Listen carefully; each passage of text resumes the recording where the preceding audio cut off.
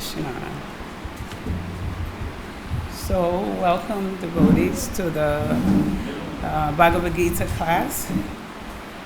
It's nice to be able to have darshan of the devotees and have their association instead of having to look on the Zoom and not see anybody but your own face.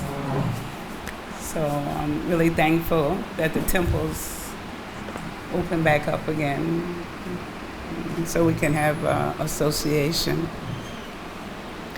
So we are continuing in this chapter 11 about the universal form being shown to Arjuna. And actually, I don't know if anyone else has had this experience, but when we used to read through the, it's almost like reading through Canto 5 when they would give classes on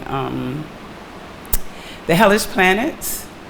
And we had to hear about it, of course, because Prabhupada presented it to us in the śrī-bhagavān, but we were always glad when it was over, you know, because it was so intense about what happens to the living entities, the sinful living entities, what they have to go through, naming all the different hells, and what they have to suffer.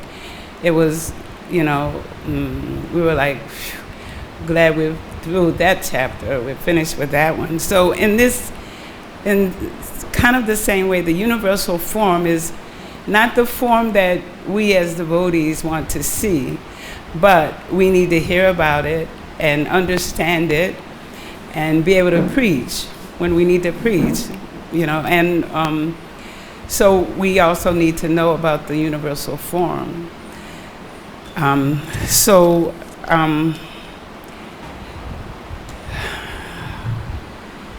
Okay, let me do the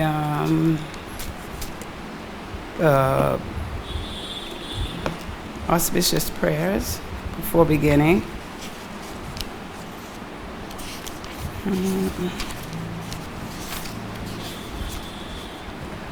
Om Gena Timarandasha Gena Gena Salakaya Chakshumalitam Yena Tasma Shigurave Namaha Shri Saitanya Manobhistam Stapitam Yena Bhutale Swarupa Karamayam Dadati Swapadantikam Vandeham Shri Guru Shri Yuta Parakamalam Shri Gurum Vaisnavam Cha Shri Rūpam Sagvajatam Sahagana Raghunatam Vitam Tam Sajivam Savadvaitam Savadutam Parijana Sayitam Krishna Chaitanya Devam Sri Radha Krishna Pada Sahagana Lalita Shri Vishakam Vitam Cha Hey Krishna Karuna Sindhu Dina Bandhu Jagatpate Gopesha Gopika Kanta Radha Kanta Namostute Tapta Kanchana Gourangi Radhi Vrindavaneshwari Vishabhanu Sutadevi Pranamami Hari Priye Vancha Kapis Rubis Cha Kripa Sindhu Bhivacha Patita Nam Pavanebhyo Vaishnavyo Namo Namaha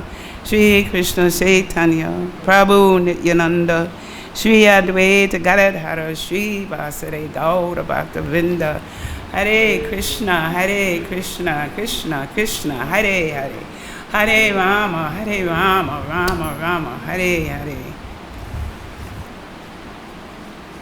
Om Namo Bhagavate Vasudevaya. Om Namo Bhagavate Vasudevaya. Om Namo Bhagavate Vasudevaya. So we're on text 47 in the 11th chapter, the universal form, in Bhagavad Gita as it is, by His very divine grace, A.C. Bhaktivedanta Srila Prabhupada. And here, this is starting with Krishna speaking, because before that, Arjuna was speaking. And he was offering prayers and glorification. So in verses 36 through 38, Arjuna is glorifying this form that's been shown to him by Krishna. And then in verses 39 through 40, he's offering obeisances from the side, from the front, from wherever he could find some direction. He was offering obeisances. And then in verses 41 through 44, he's apologizing for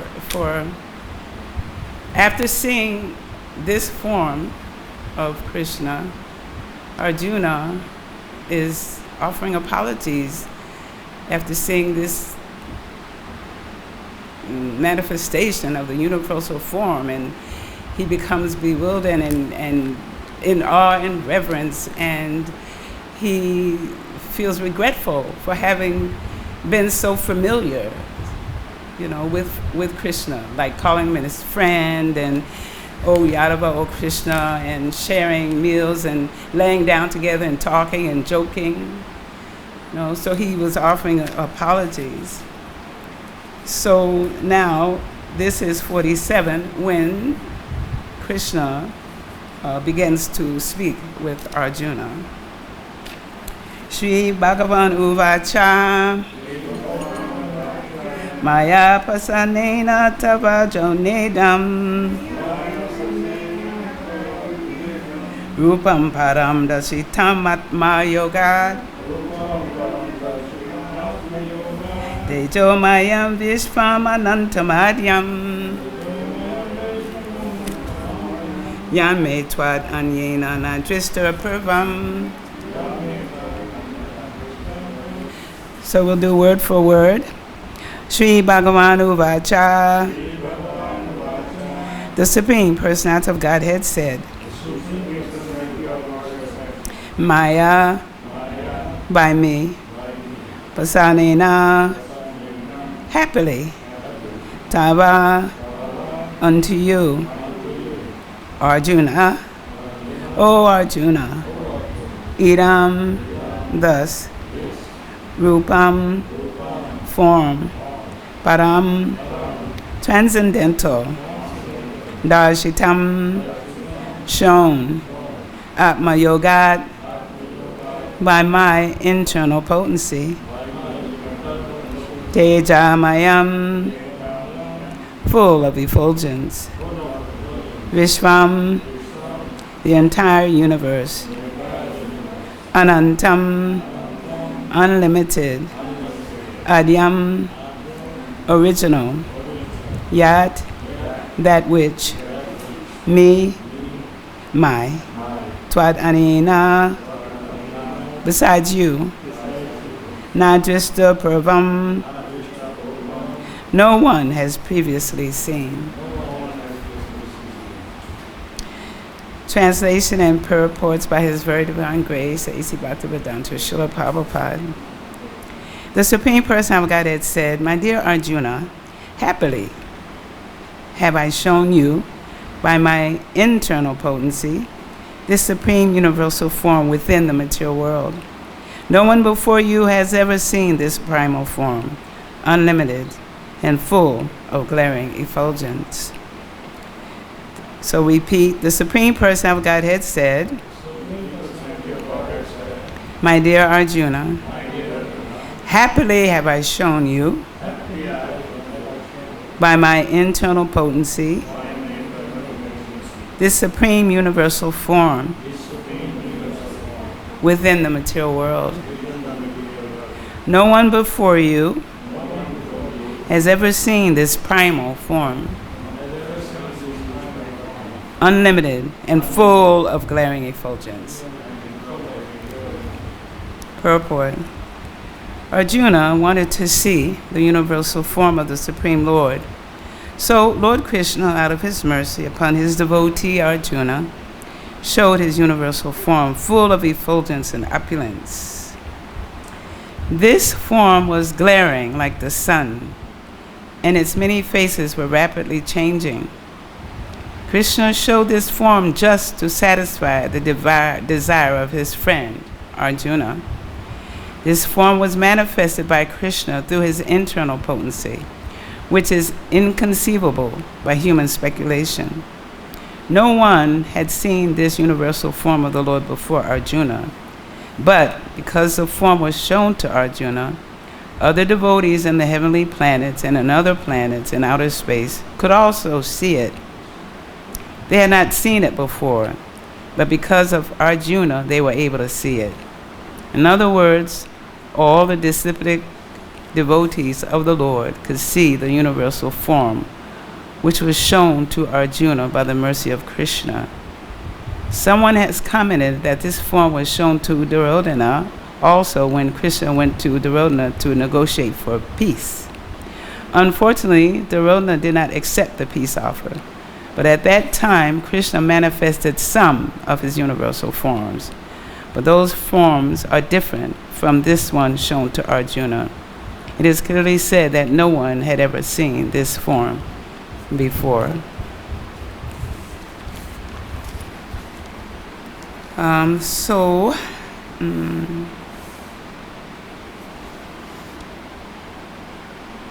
So in one of the classes that I had given previously, it was several classes ago,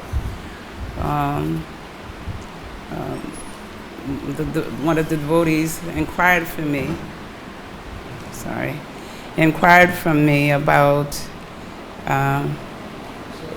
if this universal form was not important, because actually it wasn't important. And I read in that class about how Prabhupada in the purport was saying that this universal form wasn't very important, nor it was temporary and it was imaginary. It was a material form. It was like just compared to the living entities who have these bodies, which are temporary, and are material and will disappear with time.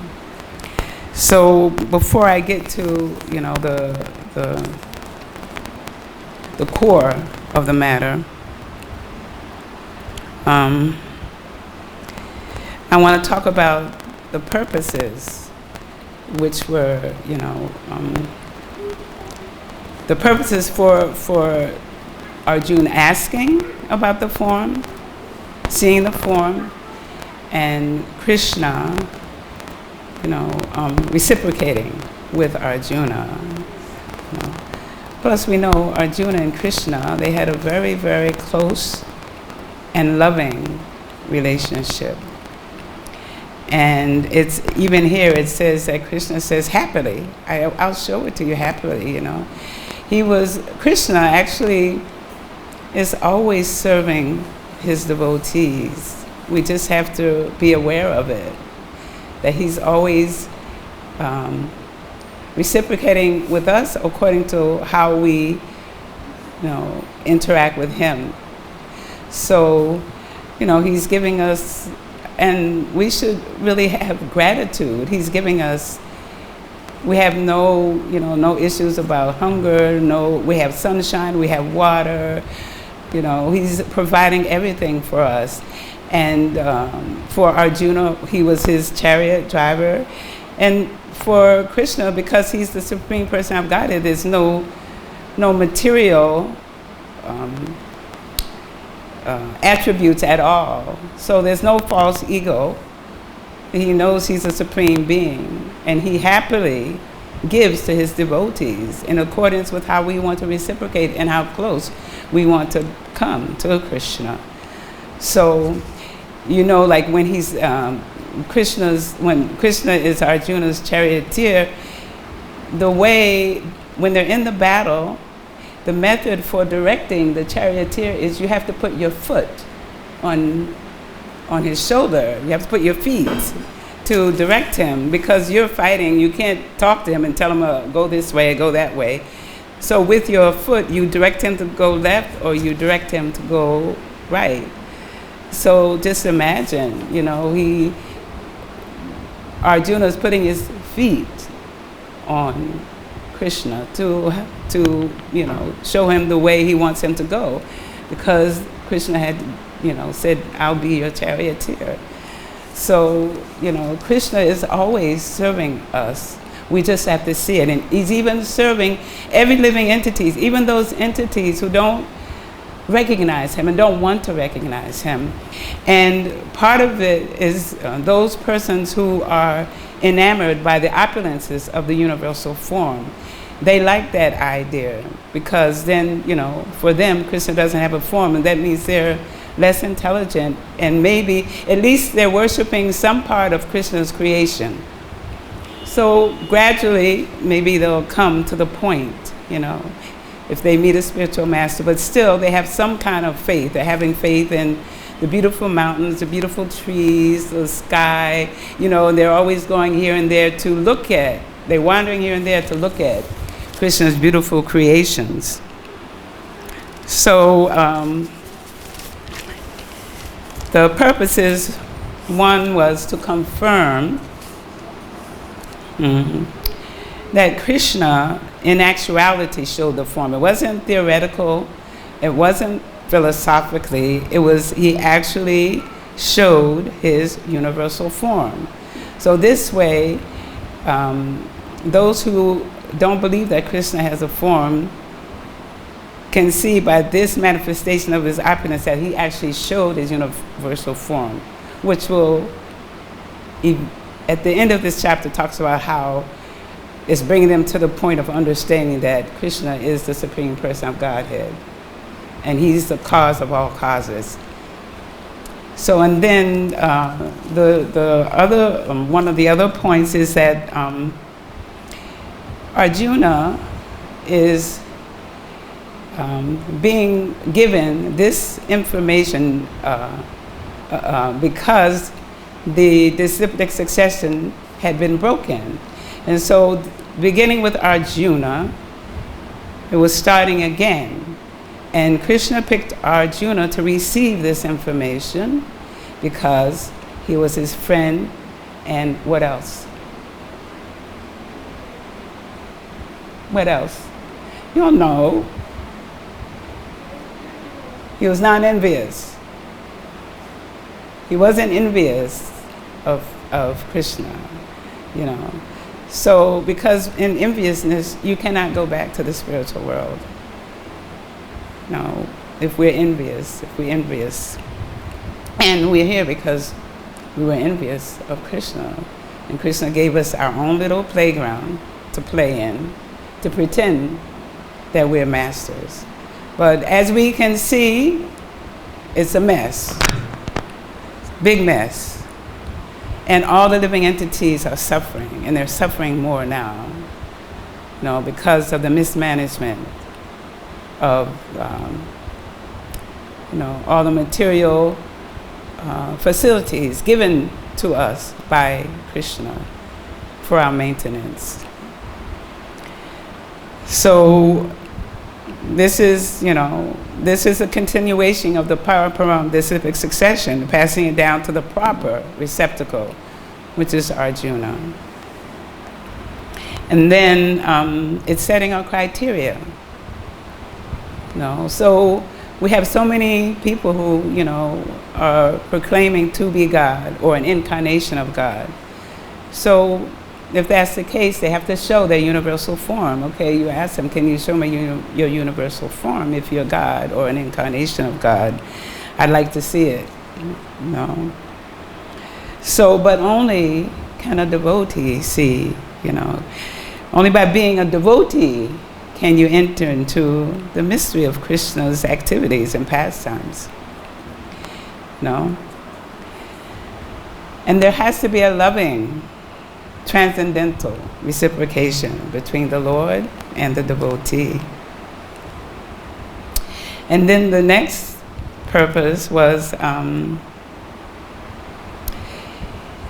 when Arjuna saw the kala rūpa, which is time, and we know, I forget it's in here that Krishna says, I'm time, I'm here to destroy all people. And Arjuna sees all the soldiers going through Krishna's teeth. He's biting, you know. I mean, I can imagine that this is really for Arjuna like a really like horrible image to see from someone who he was loving and being close to see that form of teeth and bodies going in his mouth and blood coming out. You know, it must have been like frightening. But Krishna was showing him, I am time. They're going to die anyway. You know, whether you do it or not, you know. But I want you to be my instrument.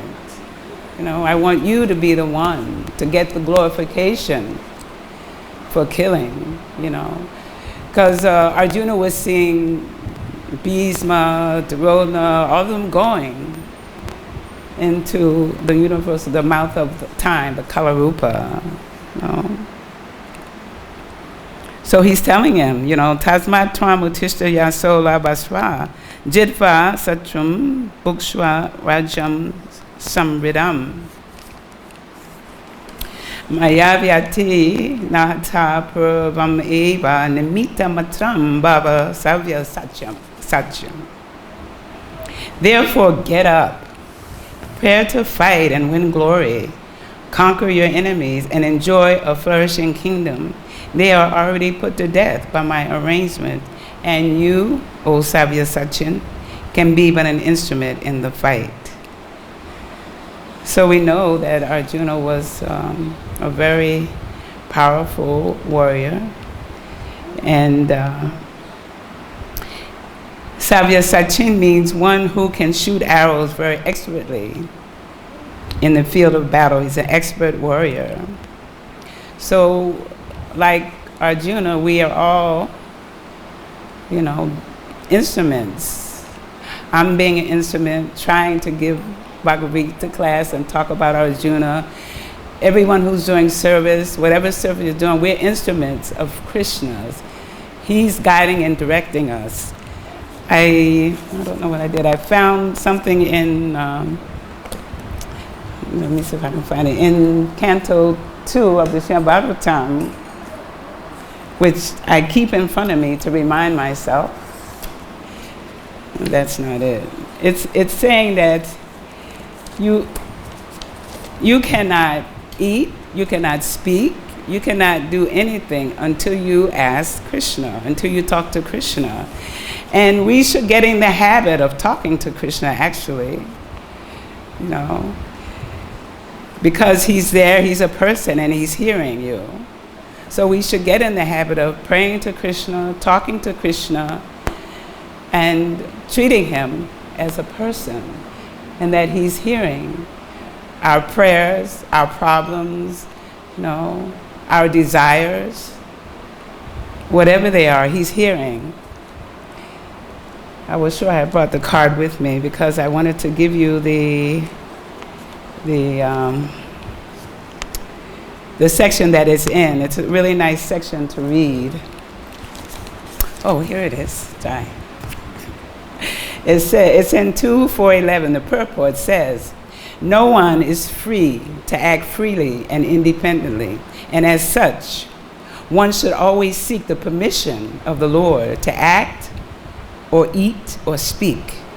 And by the blessings of the Lord, everything done by a devotee is beyond the principles of the 4 defects typical of the conditioned soul, which means we would be, whatever we are doing, if we seek his permission, would be perfect.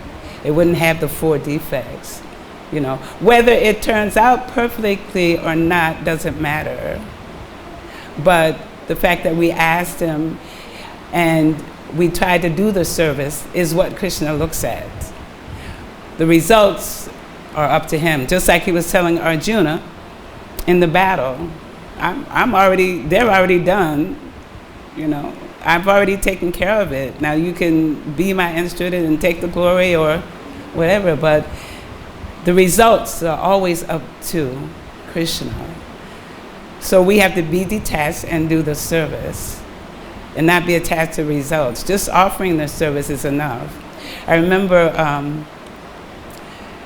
I once made a garland for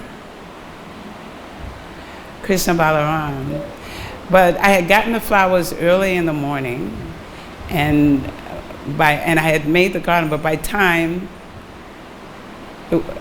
the temple didn't open until evening, till 5. So I looked at the garden, and it was like, it wasn't so fresh anymore. It didn't look nice, so I didn't offer. But I was comforted by the fact that Krishna sees your offering. He sees your desire to offer, and even just desiring to serve Krishna pleases Krishna, because the world is full of people who don't want to recognize him. So we're in a very wonderful position, and we should always be grateful that we were picked up by our spiritual master, and given this wonderful process of just trying to be a devotee, just making the effort, because we know it can be very difficult. And I'm not simple, I'm complicated, so it becomes a little complicated. Prabhupada said it's simple for the simple, but if you're simple, that's okay, but if you're complicated, it becomes difficult, So, and I was telling you about when Arjuna was offering prayers, and actually, I was listening to a class from a devotee from Chowpatty, and he was saying that in this Gita, these are the only prayers that are in the whole Gita. These prayers offered by Arjuna, to Krishna.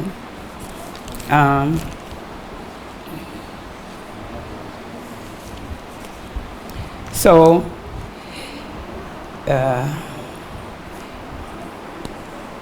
in verse, okay, so in verses 45 and 46, this is where Krishna, after seeing all these horrendous forms, wonderful but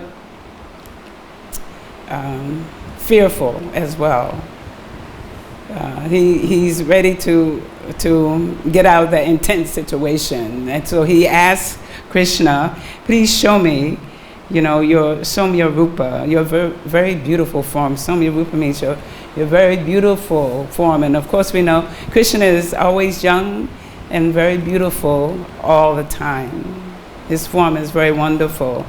So he first shows his Narayan, four-handed form. And then he shows his two-handed form of Krishna. So in this showing of the forms, he did the universal form, then he did the Narayan form, then he did the two-handed form. And that two-armed form is the origin of all incarnations. He's the cause of all causes. It's all talked about in the 5th chapter of the 2nd canto, entitled The Cause of All Causes. So in there, this solidifies the fact that Krishna is the Supreme Personality of Godhead, and he's the original form. So that's the purpose of going through, showing Arjuna the universal form and the Narayan form, and going through all of this for those impersonalists, who think that Krishna don't have a form. And it's included in the middle chapters, which, it's about bhakti yogi. So you have to get to the point, of pure devotional service. Let me see. So pure bhakti, that's the prerequisite to see any form of Krishna, because Krishna tells Arjuna, no one has seen this form before. So I'm showing it to you because you're my dear devotee and you're a surrendered soul unto me, so I'm showing it to you.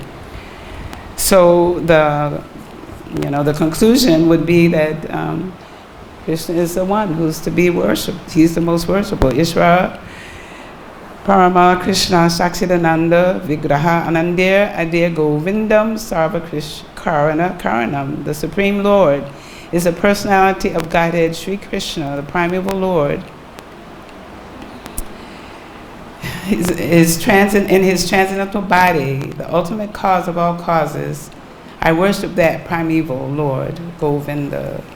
So this is the prime message of the Gita, you know, to surrender to the Supreme Personality of Godhead, you know, to worship him because he's the only worshipable object.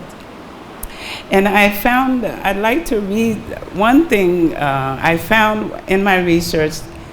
There was an article in the Back to Godhead. Now, we know that Krishna showed his universal form, not in fullness, because this one shown to Arjuna was in fullness, full. But the one he showed, which we're reading, heard this morning, we're reading about Yashoda talking to Krishna when the cowherd boys and Balaram accuse him of eating dirt.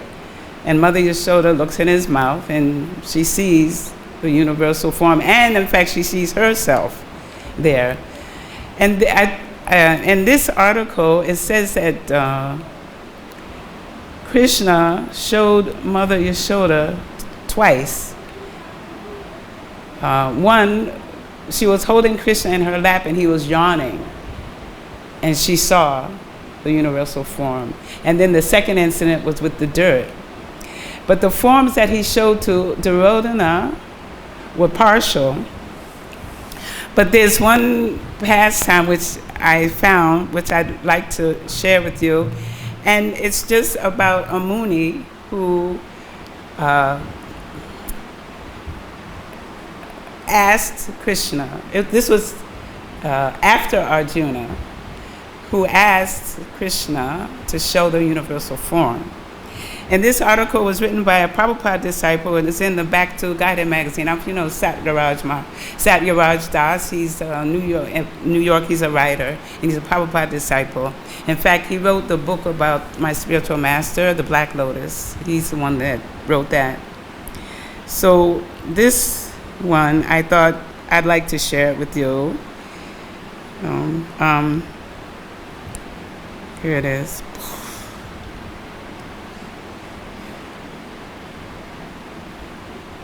It's interesting.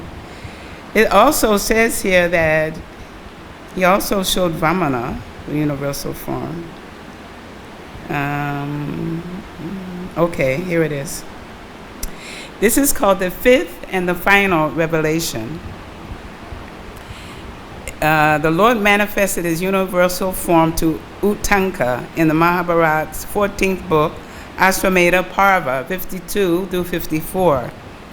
There we read that just after the war of Kurukshetra, Krishna journeyed to Dwarka, and on the way met an old friend, the sage Uttanka. They stopped to talk, and Krishna apprised him of the details of the war. Uttanka found it disconcerting that Krishna did not stop the proceedings, since he certainly had the power to do so. As their conversation grew more heated, Uttanka threatened to curse the Lord with his yogic powers. But Krishna told him that such a curse would be ineffectual, since as God, he was the source of all mystic powers.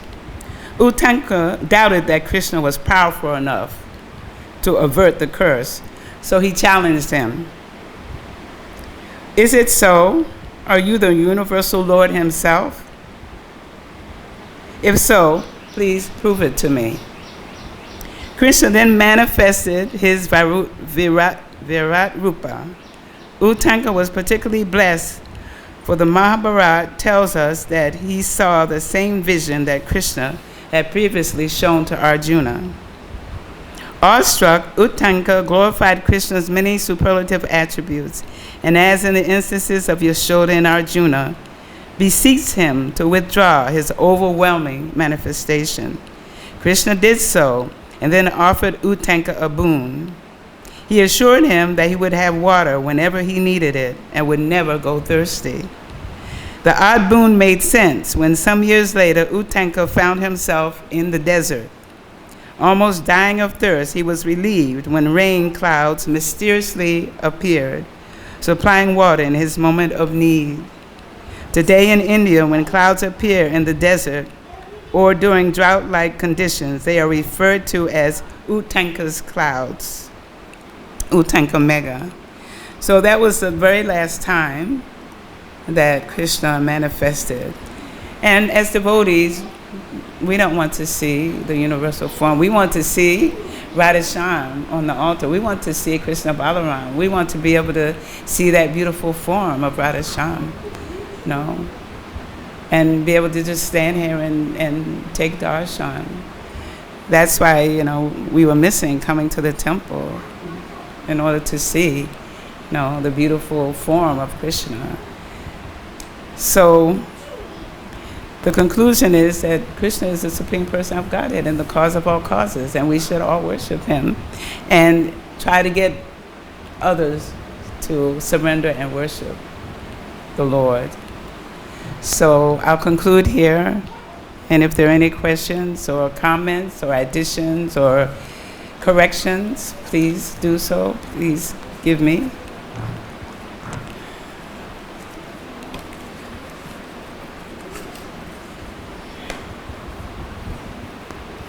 Hare Krishna, Raja Prabhu.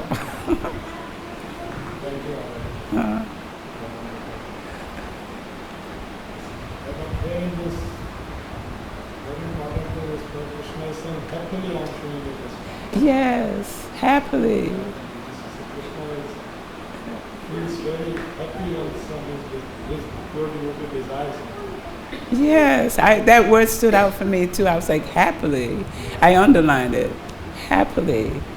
He happily did it, you know. Such a wonderful reciprocation by Krishna.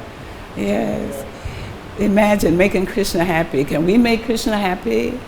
I was listening to a lecture by, what's his name? Shama. He does the Gita, and it's called Raha Sham. And he did,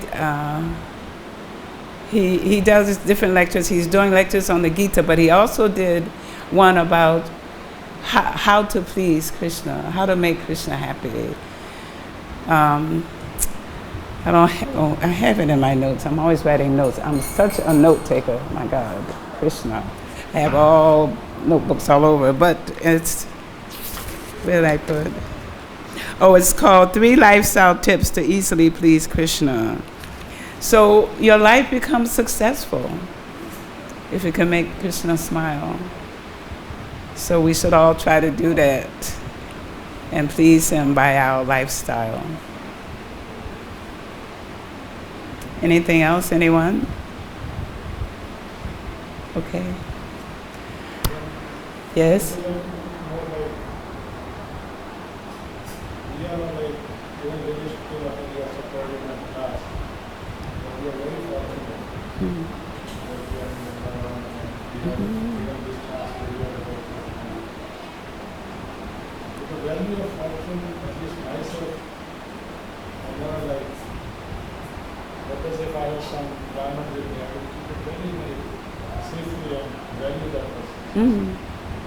The chance which is given to myself, I don't value that. Value in the sense it doesn't come with this practical level. I still waste time, I still see that, let us say, fault devotee, I still have other phenomena. This feeling of very. Yes. I think we're all struggling with that, but Krishna always sees the good. He never sees the bad.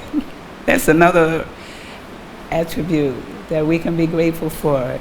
He always sees the good, and I always think, oh boy, am I having so many issues. But I think about Putana. At least I'm not trying to poison. I'm not trying to poison Krishna, and she got a boon. She got a boon, you know. So Krishna is pleased with the effort and the sincerity. And we're all here in Vrindavan, so we're sincerely trying, even after being lifetimes and lifetimes in this material world. The bad habits, at least here in Vrindavan, we see them. They are in your face. And that's also a boon that we can see what's happening with us and what we need to work on. You know? And sometimes it becomes a little like disheartening. You're like, whoops. You mean I'm still doing that, or I still have this, or I'm still, you know. But Krishna won't leave us. We heard of stories of devotees trying to leave, and Krishna will not let them go. He won't. Once you start, you're done. You're finished. You know, he's like, okay, you can try, but, you know, you started. I was saying one class I was in that I saw this cartoon with Krishna grabbing the seeker of one devotee, and he said, you started this process, now you come and finish, you know. And that's Krishna. And he wants us back more than we want to come back. And with this pandemic, we cannot have any illusions. Well, what's left? No illusions. It's a miserable place, and we better rapidly, you know, connect with Krishna so we can go home. Thank you so much. I had darshan of the devotees. Yay! Hare Krishna.